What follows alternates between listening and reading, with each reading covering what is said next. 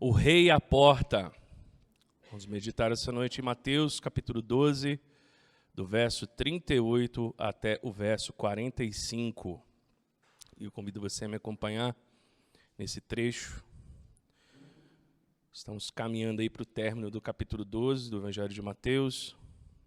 E hoje nós vamos avançar mais um pouco. Eu não vou terminar tudo hoje, mas eu quero que você caminhe aí comigo, tá?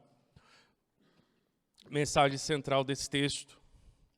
A geração incrédula exige sinais, ignora o privilégio que tem e termina pior que começou. Essa é a mensagem central desse texto, que ele traz para o meu e para o seu coração. Vamos nos lembrar rapidamente aí quais são as partes que nós já caminhamos aí do Evangelho de Mateus, capítulo 12. Nós vimos aí a controvérsia das espigas, que é quando os discípulos de Cristo foram acusados de comer no sábado, do verso 1 ao 8. A gente viu também a questão envolvendo a cura de um homem com a mão ressequida, que vai do verso 9 até o verso 14, caminhamos por isso. A gente também viu o servo de Deus e o cumprimento profético, como Jesus cumpre as profecias do Antigo Testamento, do verso 15 até o verso 21. Por fim, nós vimos aí a quarta parte, que vai do verso 22 ao 37, que fala sobre a controvérsia que Jesus teve com os líderes judeus, em que disseram que ele fazia milagres pelo poder de Beelzebu. E hoje nós vamos entrar no quinto bloco desse capítulo, no qual nós vamos ver sobre o sinal de Jonas. O próximo bloco a gente vai ver, assim se Deus permitir, que é a verdadeira família de Jesus, que aí por fim a gente termina o capítulo 12 e vai ir do 46 até os 50, tá bom? Basicamente, é essa a divisão. É interessante que esse trecho ele termina com uma parábola, em que Jesus vai falar a respeito de um homem que tinha sido liberto por espíritos imundos, e aí, enfim, a vida dele é como se fosse uma casa limpa, é uma parábola, e aí depois, como ele não preenche a casa, aquele espírito imundo traz muitos outros com ele, e o fim daquela casa é pior. Isso não vai nos fazer pensar no desenvolvimento do texto. A verdade é de que uma alma vazia de Deus, ela não permanece vazia. Na verdade, ela é ocupada. Tá? Basicamente, todo o trecho aí, do verso 38 até o 45, fala a respeito do sinal de Jonas e o perigo desse vazio, quando a vida da pessoa não é preenchida por Deus. Esse trecho do Evangelho de Mateus é uma virada importante no Evangelho. Porque aqui Jesus, até aqui, ele vinha debatendo com os fariseus sobre a origem do seu poder. E agora eles vão fazer um novo ataque, que de certa forma vai mostrar como o coração deles se fechou para Jesus. E aí nós vamos entender então esse diálogo, que vai do 38 ao 45, em três partes que aparecem aí para você, se você quiser marcar, tá bom? Para você entender melhor como nós vamos trabalhar. Que basicamente é do versículo 38 ao 40, o pedido e a resposta seca. Versículo 41 ao 42, nós vamos ver o julgamento comparativo e, do verso 43 ao 45, a parábola do perigo. A gente poderia resumir todo esse trecho, na verdade, de que Jesus rejeita o pedido de sinais e aponta a fé dos pagãos, dos gentios, aqueles que não fazem parte do povo de Israel, como exemplo e alerta sobre o perigo do coração vazio. Então vamos começar a olhar o texto? Acompanhem comigo. Verso 38 a 40.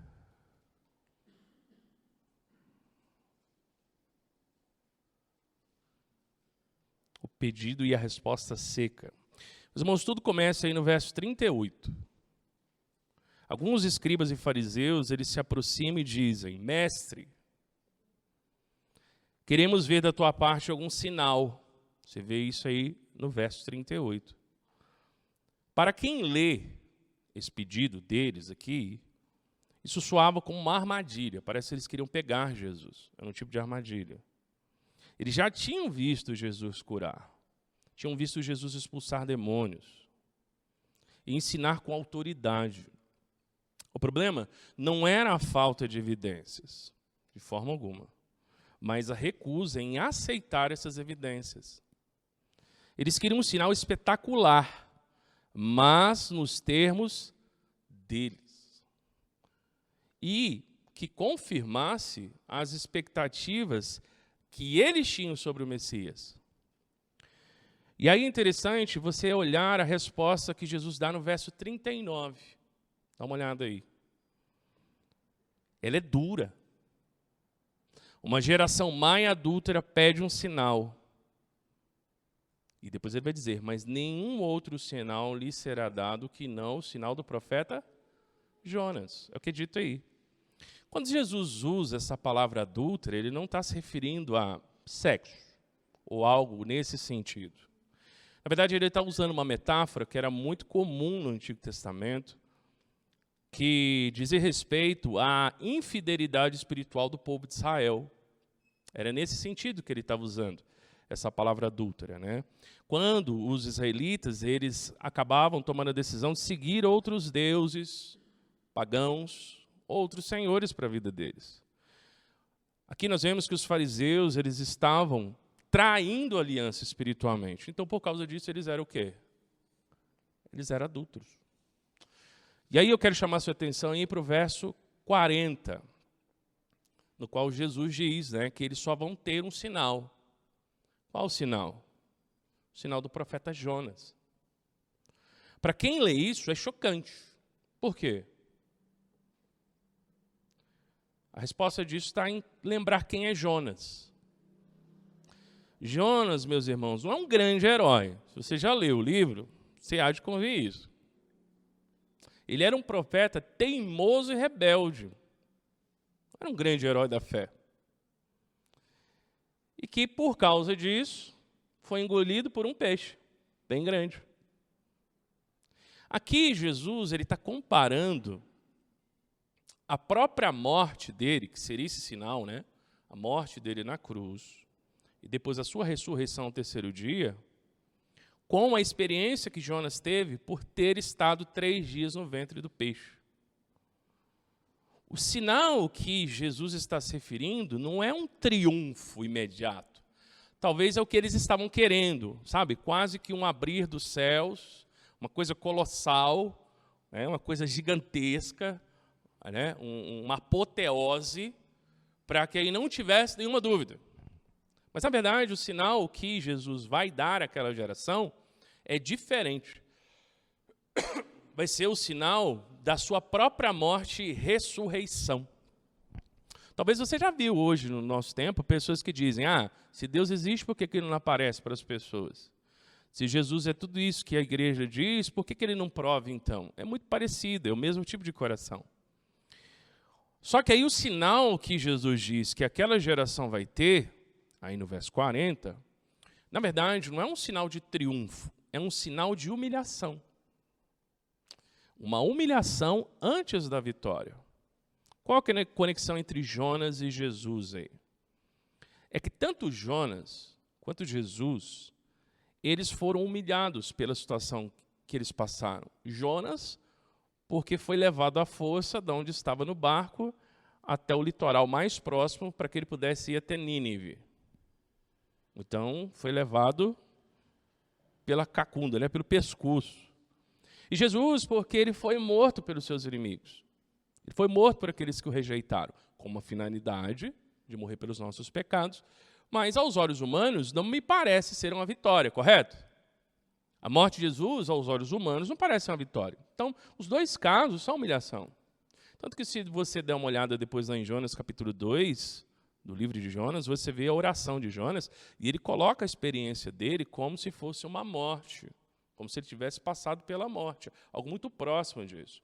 Então, Jesus está querendo dizer para os leitores e para a gente hoje, e principalmente para aquela geração, que o sinal que eles teriam não era esse sinal apoteótico, mas, na verdade, seria um sinal de humilhação, um sinal da morte, antes da vitória. Qual era a vitória? De Jonas, o fato dele ter sido liberto 3 dias depois. E de Jesus, o fato de que ele é liberto das garras da morte, por meio do poder do Espírito Santo de Deus, através da ressurreição. Então, esse é o sinal. Então, não é um sinal de triunfo, é um sinal de humilhação. É um sinal invertido. E ambos experimentaram isso antes da ação de Deus. Seja a libertação de Jonas, seja a ressurreição de Jesus. Bom, nesse ponto, o que esse texto nos ensina, meus irmãos, para as nossas vidas? Primeira coisa que esse texto ensina para a gente. A fé genuína, ela não negocia com Deus. Não negocia. Quando os fariseus eles pedem um sinal no verso 38, eles não estão buscando, na verdade, crer. Não o coração de alguém que quer realmente encontrar a resposta. Na verdade, o que eles estão fazendo é testando a Deus nos termos deles, no caso, né? Eles já tinham recebido várias evidências, diversas. Nós estamos no capítulo 12 de Mateus. Em vários momentos, o Senhor Jesus demonstra os sinais que ele faz e de como esses sinais são um cumprimento das promessas de Deus no Antigo Testamento. Então, o ponto não é falta de sinal. Sinal tinha bastante. O ponto é, eles estavam testando Jesus, porque, de certa forma, eles já tinham rejeitado Jesus no coração deles. Aqui, nós estamos caminhando para a rejeição final a Jesus. A vida cristã, meus irmãos, portanto, não pode exigir que Deus se apresente sob medida. Fé é aceitar as evidências que Deus já deu, mesmo que essas evidências não correspondam às nossas expectativas. Então, nós temos que crer nos termos de Deus e não nos nossos. E para uma pessoa que ainda não tomou uma decisão por Cristo Jesus, de verdade no seu coração, no sentido de submeter de fato a Cristo, ela precisa entender que ela tem que aceitar Jesus nos termos de Jesus e não nos termos dela. A gente não pode dobrar Jesus às nossas expectativas, porque foi justamente esse o erro que os fariseus e aquela geração estavam cometendo. Então, a primeira lição que a gente tira para a nossa vida é a fé genuína, ela não negocia com Deus. É a primeira coisa. A segunda lição que a gente tira para as nossas vidas, conforme aparece aí para você, é que Deus age pelo caminho da humilhação, não do espetáculo e da exaltação. O único sinal dado é Jonas no ventre do peixe, conforme está aí no verso 40. Não é isso? Então, Deus ele não se dobra às expectativas de um show, um espetáculo, uma coisa grandiosa, como aqueles homens queriam. A conexão não é o triunfo, a vitória completa, mas a morte e o sepultamento antes da ressurreição. É aqui que está o sinal. E é justamente por isso que Paulo, lá em 1 Coríntios, falando a respeito do Evangelho, diz que a cruz, ela é escândalo ou loucura.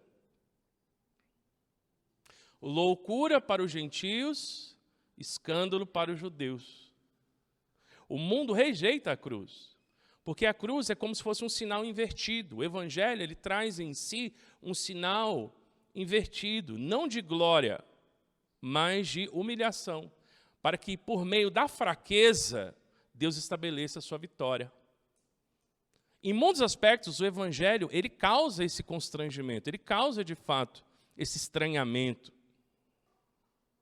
Fé é aceitar as evidências que Deus já deu, conforme eu disse. Aqui nós vemos, meus irmãos, que para a vida cristã isso significa reconhecer que Deus ele frequentemente vence através da aparente derrota. Quando o mundo olha para o crente, enxerga um bando de fracassados. Mas é esse grupo de fracassados que de fato vencem. Porque esse é o paradoxo da graça. Esse grupo em que ninguém quer ser, que de fato são aqueles que fazem parte dos eleitos de Deus. É o que geralmente se chama do paradoxo da cruz. O padrão divino é cruz seguido de glória. E aprender a ver a Deus no sofrimento é essencial para a maturidade cristã. É por isso que muita gente não quer o Evangelho nos termos bíblicos. Elas querem o Evangelho nos termos humanos. Quais são os termos humanos que geralmente têm sido colocados para o Evangelho hoje? Vitória financeira, saúde, vida boa, Deus me ama diferente do que eu faça, felicidade plena, uma graça sem limites, como se a graça não nos constrangesse a uma vida de obediência e amor humilde ao Senhor. Então, é um evangelho palatável, um evangelho que a gente consegue engolir. Sabe? É como hoje, a dipirona com gostinho de morango, que antigamente não tinha, né? Então você tinha que tomar dipirona, aquele gosto ruim. Mas hoje tem dipirona com gostinho de morango, de tutti-frutti, de chiclete. Então dá para engolir dipirona, porque antigamente era ruim. Dipirona era muito. Ainda tem a dipirona ruim, mas se a gente puder tomar gostosinha, melhor, né? Só que aí a gente perde de vista que é justamente por essa contradição, por esse paradoxo, que Deus estabelece a sua vitória. Então, uma lição importante. Nós demonstramos que, de fato, o Evangelho é real nas nossas vidas quando esse paradoxo está presente. Quando é perdendo que se ganha. Quando é abrindo mão que se recebe. Quando é morrendo que se vive. É o paradoxo do Evangelho. É o paradoxo da obra de Deus em Cristo Jesus. Isso tem que estar presente. Eles não querem aceitar um Messias como Jesus, que morrerá pelo pecado de todos os homens. Eles não querem. Eles querem o Messias que se encaixa nas expectativas deles. Você já encontrou pessoas assim? Que elas têm as próprias expectativas sobre quem tem que ser Deus na vida delas? Então elas estão se enganando. Esse texto mostra isso para a gente. Então, fechando, como a gente poderia resumir aqui esses primeiros versos? Meus irmãos, Deus não age sob encomenda. Os fariseus, eles chegam para Jesus e dizem, em essência, faz um espetáculo do nosso jeito, mostra um sinal que se encaixe no nosso roteiro, nas nossas expectativas, na nossa teologia, na nossa maneira de pensar sobre Deus. E Jesus responde com o único sinal que eles receberão, que é a própria humilhação dele e sua morte. Esse é o sinal que eles vão ter. Para nós, a tentação é a mesma. Se a gente for parar para pensar, a tentação é a mesma.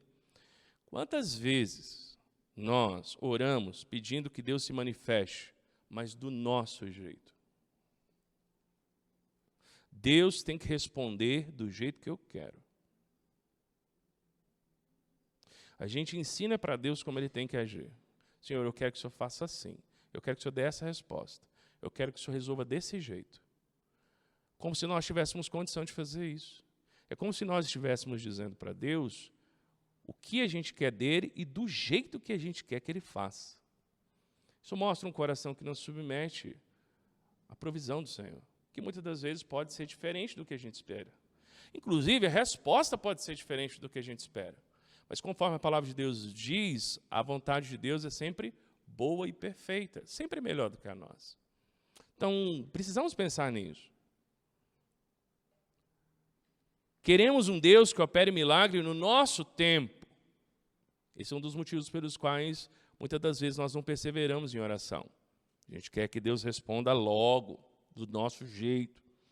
E que resolva os problemas conforme a nossa lógica, que se encaixe perfeitamente na nossa lista de exigências. Quando Ele não age assim, o que a gente faz? A gente duvida. Porque Deus não responde do jeito que a gente quer, na hora que a gente quer, na lógica que a gente tem. E aí a gente acaba cometendo o mesmo erro, o mesmíssimo erro. Conquanto nós deveríamos ter um coração que espera no Senhor, Deus tem seu tempo para responder, seu modo de responder. Porque mais importante do que a resposta que Ele vai nos dar é o trabalhar dele na nossa vida. De certa forma, meus irmãos, olhando para esse texto, a gente percebe que o texto ele nos confronta com uma verdade dura, mas libertadora. Deus não é o nosso funcionário. Não é. Ele não presta contas aos nossos padrões. O sinal que Ele dá, a morte de Jesus, é justamente a prova de que Ele age de forma completamente oposta à nossa expectativa de poder e de espetáculo. Se tem uma coisa que Deus sabe fazer, é frustrar as expectativas humanas de cada coração. E Ele faz isso muito bem. E louvado seja Ele por isso. Porque se Ele agisse para suprir as expectativas dos homens, Ele não seria Deus. Sem sombra de dúvidas, Ele não seria. Aplicação prática para a minha vida e para a sua vida. Amadurecer na fé é aprender a confiar em Deus, mesmo quando Ele não se encaixa no nosso molde. Aprender a confiar em Deus, mesmo quando Ele não se encaixa no nosso molde. nas nossas expectativas, na nossa visão de mundo. Somos nós que temos que nos encaixar nas perspectivas de Deus, e não o contrário. É descansar no fato de que muitas vezes a maior demonstração do amor de Deus não está no milagre que nós pedimos, mas na cruz que não esperávamos. Porque lá nessa cruz, que Ele colocará na nossa vida para levar, que Ele vai demonstrar o poder dEle. O apóstolo Paulo era um homem de Deus e passou por lutas, e algumas delas, inclusive, frutos de uma ação direta de Deus na vida dele, permitindo aquelas coisas. E o próprio Deus diz a ele, porque o meu poder se aperfeiçoa na fraqueza. É quando nós recebemos cruz em vez de milagre, que muitas das vezes está presente o amor de Deus. Porque aí nós aprendemos de fato como o amor de Deus se concretiza em nossas vidas. Mas isso é difícil de entender. Por quê? Porque a gente faz de Deus o quê? O nosso empregado. A gente quer que Deus faça o que a gente quer que Ele faça. E se Ele não fizer, Ele não nos ama. Mas a Bíblia não ensina isso. Quem ensina isso é o mundo. E a gente guarda na nossa cabeça essa maneira de pensar. A Bíblia não ensina isso. A Bíblia ensina que o Senhor tem um projeto, uma vida maravilhosa para cada um de nós, por meio das dificuldades, tribulações, provas e testes de fé, para que a gente possa aprender um pouco mais quem Ele é e o cuidado dEle na nossa vida. De certa forma, a gente pode dizer que tudo isso é como Deus agindo em nossas vidas, e é parar de exigir sinais e começar a confiar naquele que já nos deu o maior sinal de todos, a própria vida. O maior sinal de Deus, do amor para conosco, é qual? O fato de que Ele morreu por nós. Olha que coisa tão simples e tão poderosa. Não é isso que diz João 3,16? Que Ele demonstra o seu amor para conosco, enviando o seu Filho para morrer por nós? Esse é o sinal. Então, a cruz é o sinal que nós precisamos. Só que, hoje, o sinal para muitos cristãos é o quê? É o milagre. É a bênção. É a vitória. É a resposta miraculosa. Que, de certa forma, está na mesma linha de coração dos fariseus. Não que Deus não faça milagre, não que Deus não abençoe, não que Deus não responda dessa forma, mas nós temos que nos lembrar que o maior sinal que nós temos do amor de Deus por nós é a cruz. É o fato de que o Pai enviou o seu Filho para morrer por nós. Esse é o sinal que nós deveríamos estar atentos. Depois nós vemos, meus irmãos, no verso 41 e 42, o julgamento comparativo. Acompanhe comigo. No versículo 41 e 42, Jesus, ele vira a mesa. Ele diz que, no dia do juízo, 2 grupos de povos, que eram estrangeiros, eles iriam se levantar e condenar aquela geração. Qual geração? Aquela geração de israelitas que estavam rejeitando a ele. Primeiro a gente vê no versículo 41, ele fala dos ninivitas. Olha o que diz aí, 12:41. Ninivitas se levantarão no juízo com esta geração, ou talvez na sua versão esteja contra essa geração, e a condenarão, porque se arrependeram com a pregação de Jonas. E aí é interessante como ele fecha o versículo 41. E aqui está quem é maior do que Jonas. Então, o que está sendo dito? Os ninivitas, eles eram inimigos de Israel. Eles eram moradores da capital da Síria, né? Aquele império que existia naquele tempo. No livro de Jonas, quando o profeta finalmente pregou para eles, o que aconteceu? Você lembra? Eles se arrependeram imediatamente. Imediatamente. E aí que é interessante, porque Jesus diz aí no verso 41, e eis que está aqui quem é maior que Jonas. O que se esperaria? Se Jonas, que era um profeta rebelde, teimoso, pregou para os ninivitas, que eram inimigos do povo de Israel, um povo bárbaro, terrível, e Jonas, nessa condição de coração dele, foi lá e pregou, e eles se arrependeram automaticamente, instantaneamente, né, sobre a ordem do rei, mas eles fizeram isso. O que se esperaria dos fariseus? Que eles se arrependessem imediatamente, não é? Porque Jesus mesmo diz aí no verso 41, eis aqui quem é maior que Jonas. Então o que ele quer dizer? Se Jonas, que era daquele jeito, pregou e o povo se arrependeu, o que se deveria esperar de vocês? Arrependimento mais rápido ainda, né? Mas o que acontece? Dureza de coração. Ou seja, se os ninivitas, que eram pagãos, eles se arrependeram com a pregação de um profeta sem misericórdia, porque Jonas não tinha nenhuma. Você pode ter certeza disso. Se esperava que eles agissem iguais, pelo menos. Mas os líderes religiosos de Israel, eles rejeitavam a presença do próprio Filho de Deus. Então, eles estavam diante do próprio Filho de Deus. Não era de Jonas, era do Filho de Deus. E eles rejeitaram. Depois, no verso 42, ele fala a respeito da rainha do sul. Olha aí. Ou rainha de Sabá. Aí depende muito como está na sua versão, né? A rainha de Sulci. Está aqui na NAA. A rainha de Sulci, ou, enfim, a rainha do sul se levantará no juízo com essa geração e a condenará, porque veio dos confins da terra para ouvir a sabedoria de Salomão.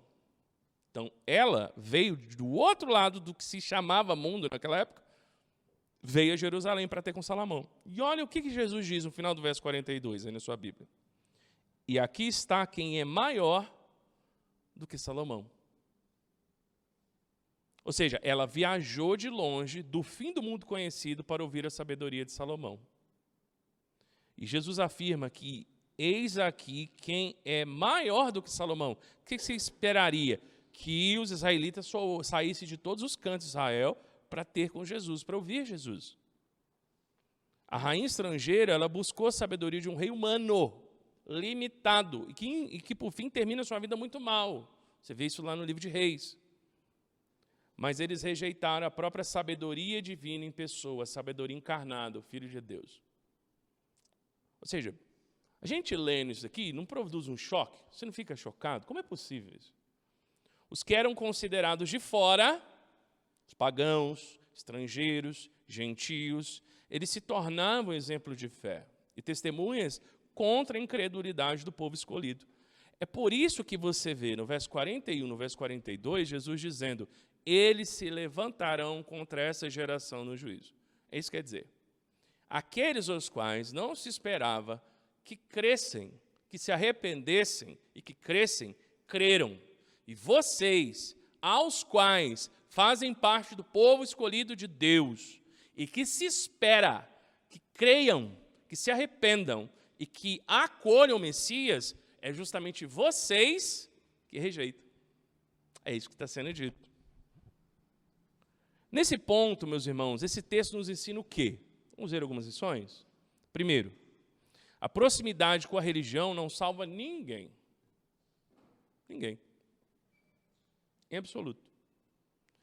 Os ninivitas, aí no verso 41, eles eram pagãos, inimigos de Israel, e tiveram acesso apenas a um profeta que era relutante e amargurado, porque Jonas era extremamente amargurado com o povo de Nínive. Mesmo assim, se arrependeram. Então, assim, sabe aquela pessoa que era a mais improvável para que desse algum resultado positivo? Então, deu um resultado maravilhoso. E aquela pessoa que se esperava que fosse a mais provável para um resultado maravilhoso, então, deu o pior resultado possível.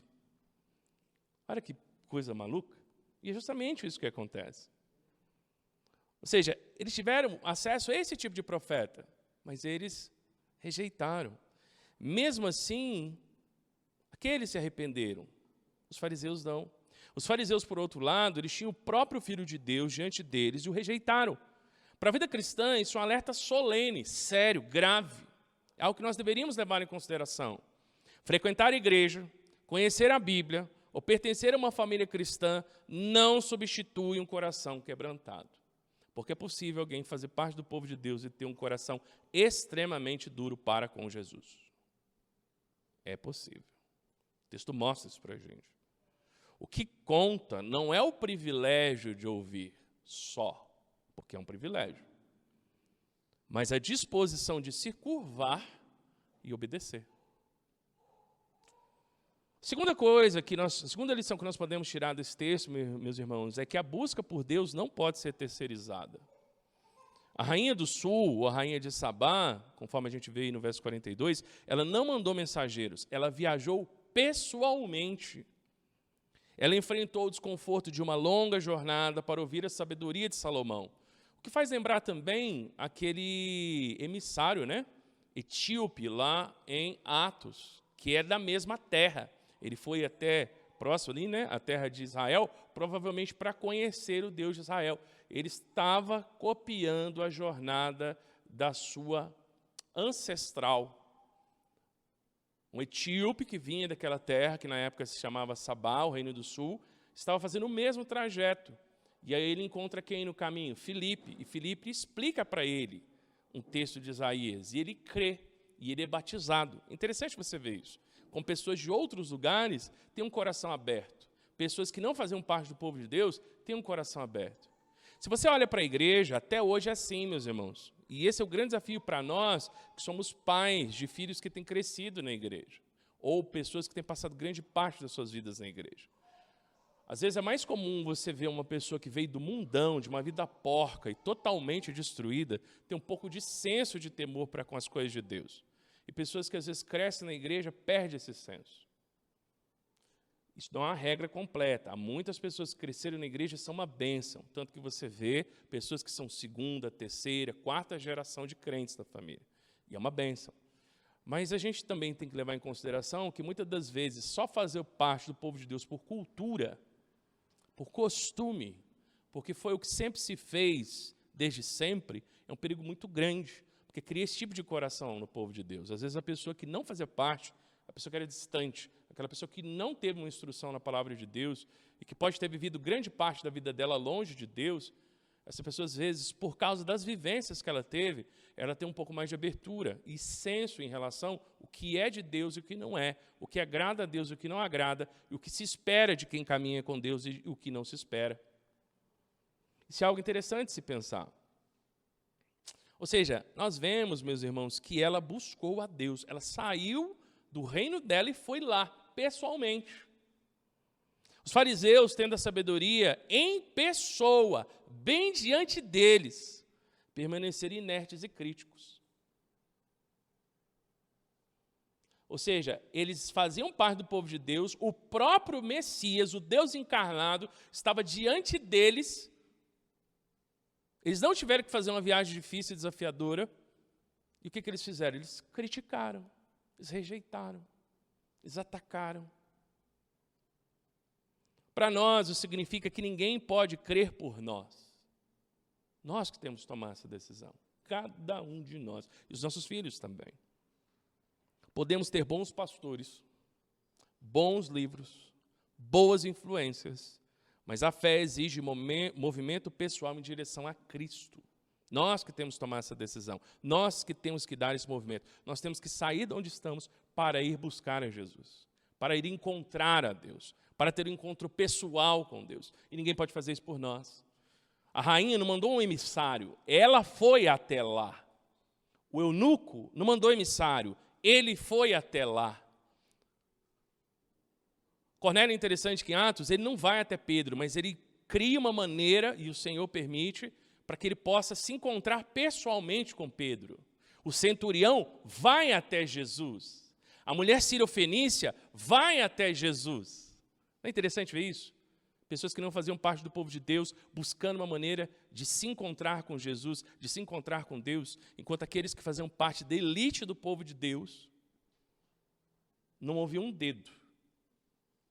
Não tinha um passo de boa vontade para com Jesus. Ou seja, a rainha veio de longe para encontrar sabedoria. E nós que temos acesso tão fácil à palavra, corremos o risco de nem sair do lugar. Terceira lição: aqueles que desprezamos podem nos condenar. A frase está aí no verso 41 e 42, né? Que aparece duas vezes. Se levantarão no juízo contra essa geração e a condenarão. É a mais severa desse trecho. Os excluídos, os de fora, os que considerávamos menos favorecidos espiritualmente, eles se tornarão testemunhas contra a nossa dureza de coração.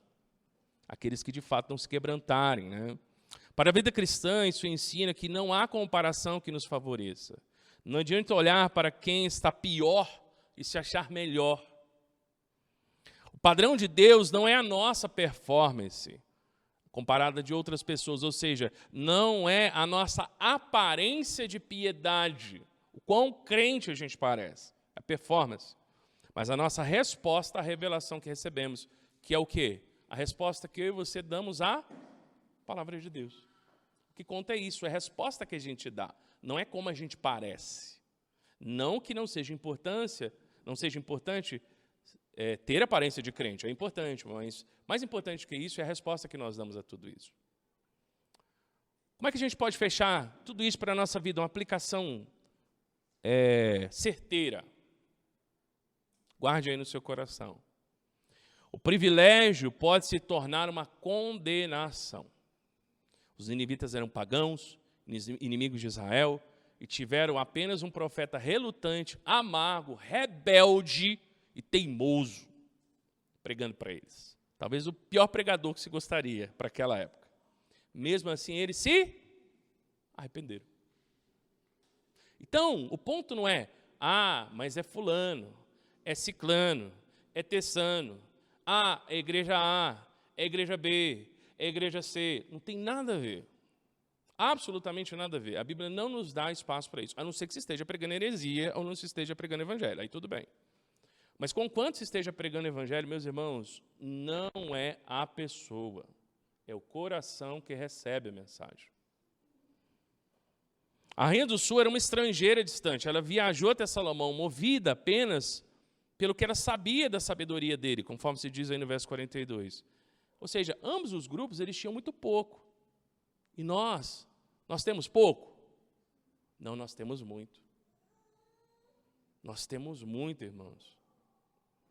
Nós temos a Bíblia completa, completinha, 66 livros aí, a minha e a sua. Nós temos 2000 anos de história da igreja, com acertos e erros, aprendizados, bons exemplos, maus exemplos, exemplos do que se deve fazer, exemplos do que não se deve fazer, além da palavra de Deus. Nós temos pregadores, vários, louvado seja Deus por isso, em língua portuguesa a gente tem vários. O sul global tem crescido estrondosamente a fé cristã, muito mais do que na Europa, Estados Unidos, Canadá e outros lugares do norte do mundo. Vários pregadores, vários. Nós temos aplicativos, nós temos estudos, nós temos livre acesso à verdade.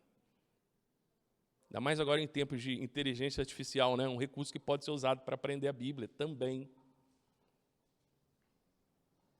Ou seja, nós temos tudo. Os ninivitas, eles não tinham nada. A rainha do sul, também não. E é exatamente aí que mora o perigo. Quanto mais privilégio, mais responsabilidade.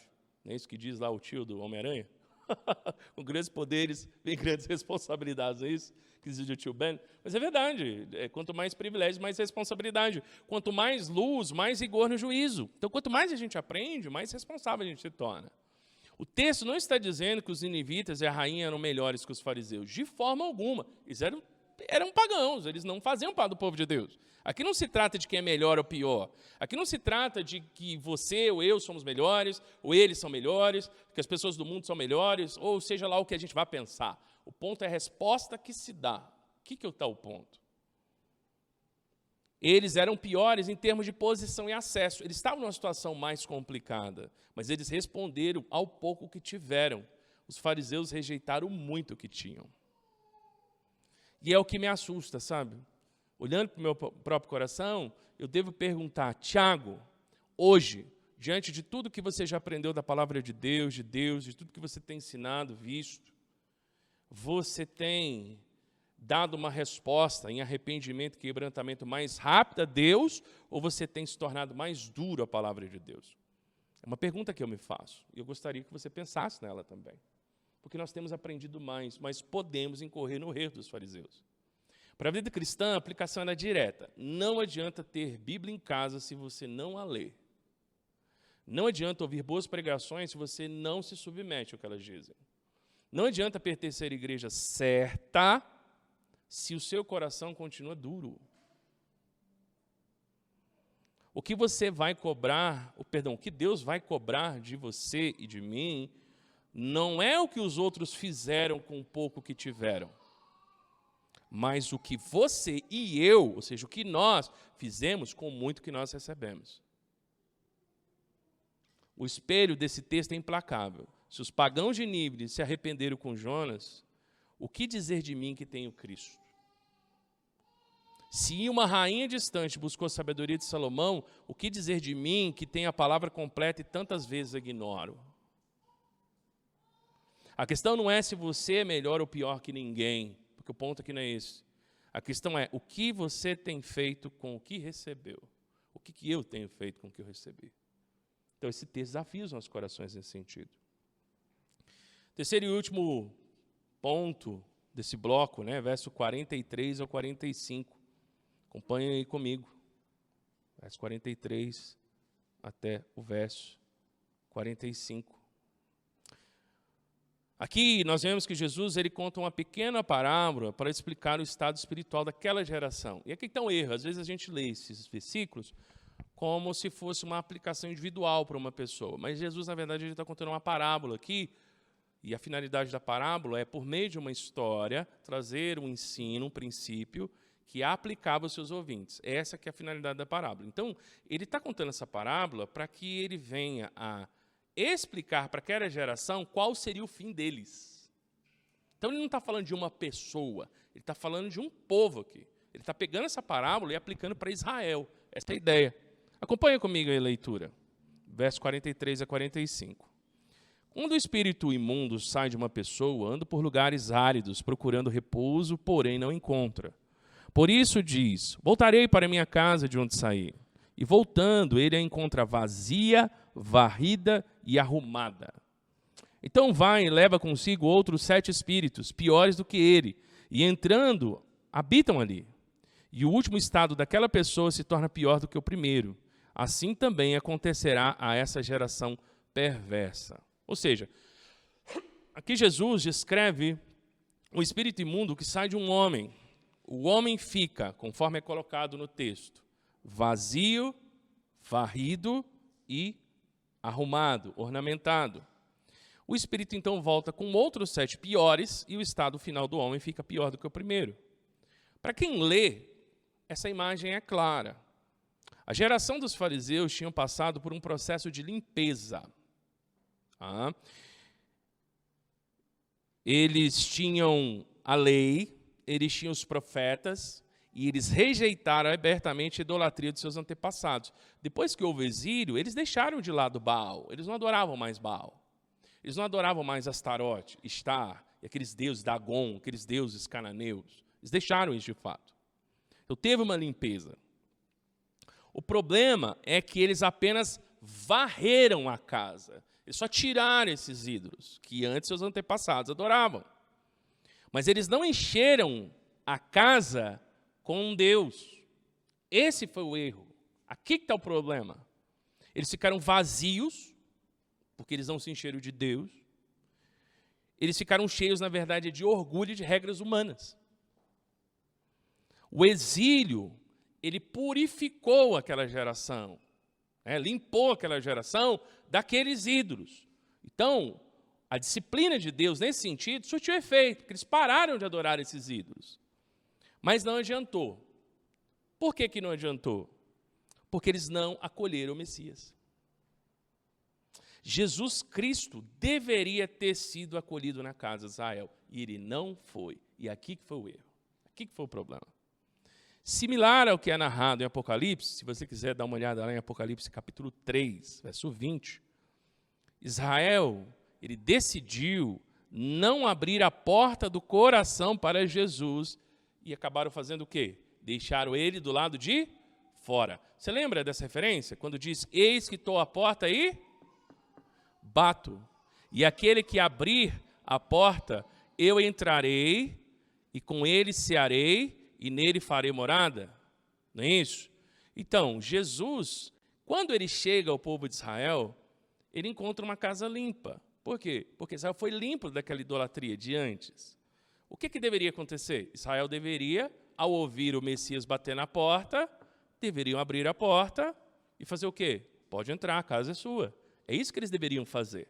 Mas não é o que eles fazem. E aqui que está o problema. É justamente aqui que está o problema. Quando eles rejeitaram Jesus, eles não estavam apenas mantendo a casa vazia. Eles estavam se abrindo para um engano espiritual ainda pior, que é conforme você vê aí no verso 45. Olha o que diz.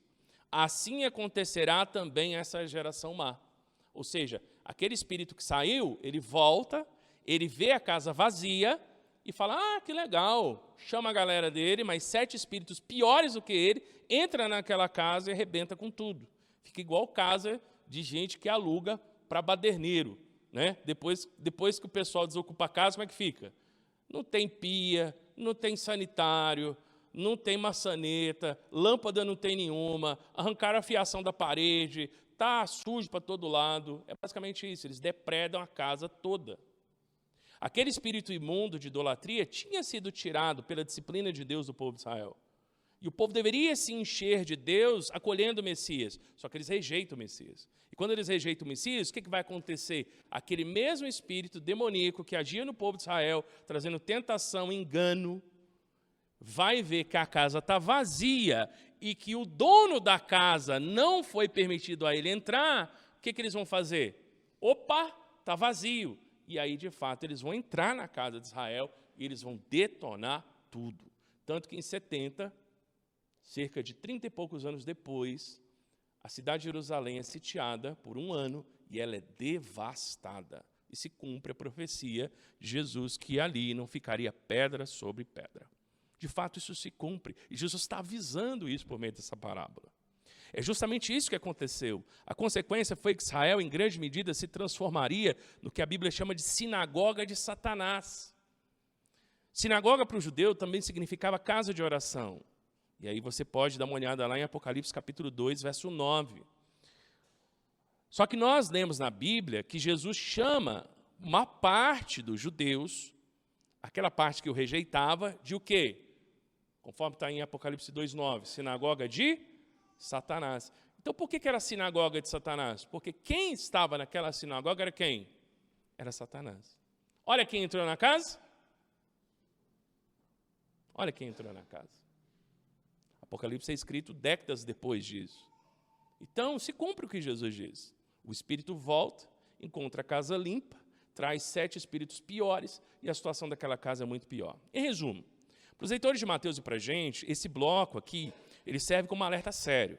Ele mostra que eles pediram sinais, mas, na verdade, tudo isso era uma máscara para a incredulidade deles. Mostrava que os excluídos, aqueles que não faziam parte do povo de Deus, eles podiam ensinar aqueles religiosos sobre fé. O que era fé? E, finalmente, alerta que a reforma moral sem a presença de Cristo é perigosa. Um coração vazio, por mais arrumado que esteja, está pronto para uma ruína ainda maior. E, sinceramente, eu creio que, em grande medida, um grande exemplo para isso hoje é a Europa. A Europa é um grande exemplo disso. Se você acompanha um pouco a realidade da igreja do Evangelho lá, e até mesmo dos contextos que lá existem, você vai concordar comigo. Porque o que acontece, meus irmãos, é que os governos europeus, eles obliteraram, eles detonaram a igreja na Europa. E trocaram a igreja pelo Estado. Lá, o chamado Estado de Bem-Estar Social, ele oferece para as pessoas tudo. Quer comida? Tem. Quer casa? Tem. Quer escola? Tem. Quer médico? Tem. Quer moradia? Tem. Tudo que a pessoa precisa tem. O governo dá. Tudo. Então, o que acontece é que os governos se tornaram Deus. Eles proveram para as pessoas um tipo de céu na terra. E isso aliado ao secularismo, que é a ideia de que a igreja tem que ser colocada num cantinho da vida das pessoas. E isso, infelizmente, tem contaminado o nosso povo. Ou seja, a igreja na Europa é pequena, a resistência é grande. Meus irmãos, é mais fácil a igreja ser acolhida em países pobres, em desenvolvimento, do que na Europa. As regiões que mais o evangelho cresce é o sul global, América Latina, África e grande parte da Ásia. Mas na Europa é um desafio tremendo. Hoje a Europa é um dos lugares mais desafiadores para se pregar o evangelho no planeta. Não porque eles saem matando cristãos, mas é porque para eles se tornou irrelevante, até cômico, virou piada. O coração se fechou de tal maneira que as pessoas não querem saber de igreja, elas não querem saber de evangelho, elas não querem saber de Deus, elas não precisam de Deus. A realidade é essa lá. É um lugar muito desafiador. Uma família que toma a decisão de morar hoje na Europa, uma família cristã que toma a decisão de morar lá, tem que estar ciente que está indo para um dos campos missionários mais desafiadores do planeta. Não porque vai ser perseguida, apesar que está caminhando para isso lá, tá? Mas por causa do contexto. E aí, o que acontece? A igreja limpou a Europa de todo aquele paganismo, de toda, aquela feitiçaria que tinha lá. Aí o que acontece? A Europa foi e não acolheu Jesus, rejeitou a igreja. Ela tomou essa decisão nos últimos séculos. E é um dos lugares mais secularizados do planeta. O que aconteceu? Veio um espírito imundo com mais 7 e transformou aquela casa num lugar pior. Se você acompanha a realidade da Europa hoje, você vai ver que é justamente isso. Hoje os especialistas já falam sobre a morte da Europa. Um continente inteiro que está morrendo. E a substituição que tem acontecido lá por causa da crise de imigração envolvendo islâmicos e hindus. Os europeus não têm filhos, não se casam, as famílias estão se deteriorando. As pessoas hoje, a crise delas, se elas devem se matar ou não. É uma das regiões do planeta com maior índice de suicídios. É um desastre, é um deserto existencial em todos os sentidos. E é justamente nesse sentido que eu creio que é igual. Pegando esse texto, aplicando para as nossas vidas, meus irmãos, 2 lições. Verdade 3. Primeiro, limpeza moral sem ocupação divina é perigosa. O homem da parábola, ele expulsou o espírito imundo, varrendo a casa e deixando-a ornamentada. Parecia melhor, mas estava vazia. Os fariseus tinham abandonado a idolatria. Eles se dedicavam à lei e à moralidade. A casa estava limpa, mas estava vazia de Deus. Para nós, meus irmãos, isso é um aviso grave. Nós podemos abandonar vícios, frequentar cultos, ter uma igreja moral, ter uma vida moralmente correta e ainda assim estar vazios. Vazios. Moralismo não é espiritualidade. Comportamento externo não substitui a presença de Deus. Então, limpeza moral sem ocupação divina é perigosa. É não fumar, é não beber, é não falar palavrão, é não dar calote, é não cortar a pessoa no trânsito, é ser minimamente civilizado. Qualquer ímpio consegue fazer isso. E muitas das vezes a gente pensa que ser cristão é ser assim. Não, ser cristão é ter uma vida preenchida com Deus eterno. Segunda lição, o coração humano ele não suporta vácuo espiritual. Quando o espírito voltou e encontrou a casa vazia, ele entrou com mais 7 piores, conforme está aí no verso 45. A natureza do nosso coração, ele não tolera vazio. Se não estamos cheios do Espírito de Deus, nós estamos ocupados mais cedo ou mais tarde por qualquer outra coisa. Orgulho, autojustiça, religiosidade vazia e muitas outras coisas que não procedem de Deus.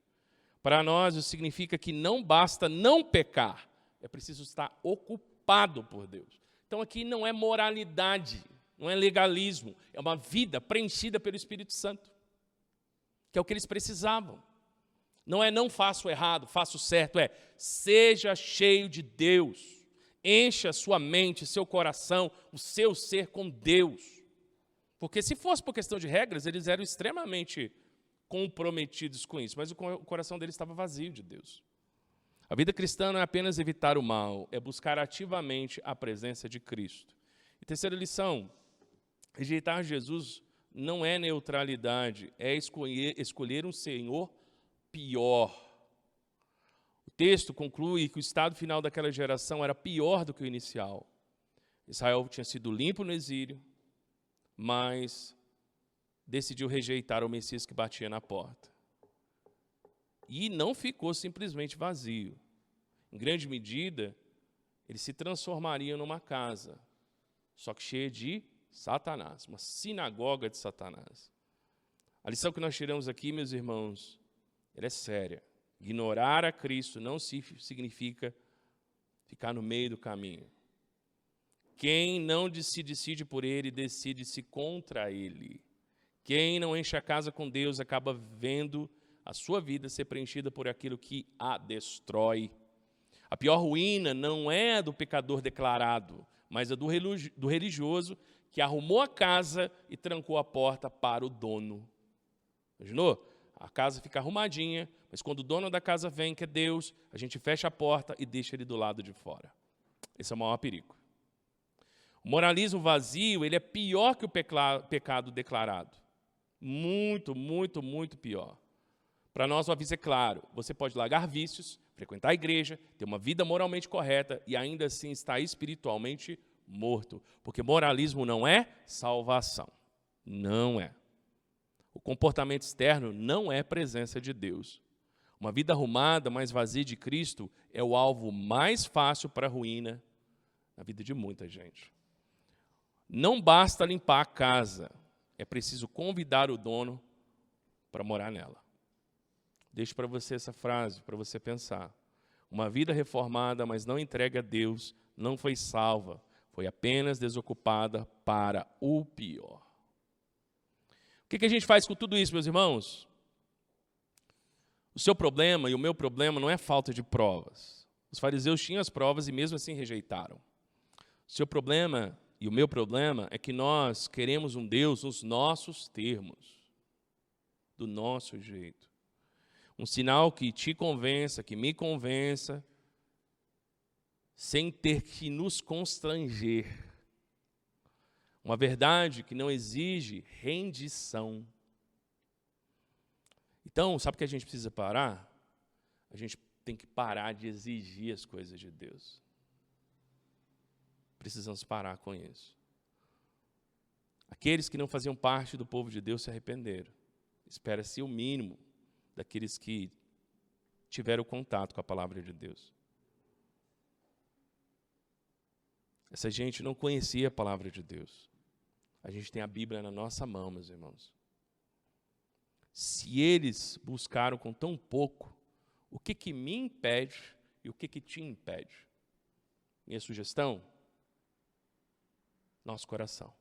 É isso que nos impede. Nosso coração. E cuidado, se você passa por essa experiência, você pode até limpar a vida, largar os vícios, dar uma arrumada no seu jeito de viver. Mas se Cristo não morar na sua vida, o vazio vai te engolir. Melhorar sem Ele é trocar um demônio por 7 piores. Porque se antes de arrumar a casa era um, depois que a gente arruma a casa e não deixa o dono entrar e ficar lá, qual que é o resultado? Aí não é 1, aí é 7. É o que Jesus diz. Precisamos estar alertas em relação a isso. Então a porta está aberta, basta entrar. Isso se por acaso você ainda não tem tomado uma decisão por Cristo. Agora, se você já tomou uma decisão por Cristo, você já é um cristão, você conhece o Senhor Jesus. Também tem um perigo. A gente pode ter uma casa arrumada e Jesus é só visita. Ele não mora lá. De vez em quando ele dá uma parecida, ele visita. Então a gente frequenta culto, lê a Bíblia, tem uma vida sem escândalos, mas o coração está vazio do Espírito Santo de Deus, está vazio da presença de Cristo. E a Bíblia diz que nós precisamos fazer o quê? Nos encher do Espírito Santo. Então moralismo, meus irmãos, não é espiritualidade. E comportamento não é presença. Os fariseus tinham lei, profetas, a história, e rejeitaram o dono. Nós temos mais do que eles, muito mais. E às vezes a gente deixa o orgulho tomar conta das nossas vidas, enquanto que nós deveríamos, na verdade, é ter temor e tremor no Senhor. Porque quem muito recebe, muito será responsabilizado, será cobrado. O que a gente faz, então? Abre a porta de uma vez. Convida Cristo para morar, não para ser uma visita na sua vida. Não basta ter a casa limpa. É necessário ter a casa cheia da presença dEle, do Espírito dEle. Entregue as chaves da casa você que já tem Cristo, entrega as chaves da casa para ele entrar quando quiser. Porque ele mora lá. Quando a gente mora numa casa, o que a gente faz? A gente entrega a chave da casa. Entrega a chave da casa. Ele entra quando ele quiser. Ele mora lá. Entrega todas as chaves da sua vida para Cristo. Feche seus olhos.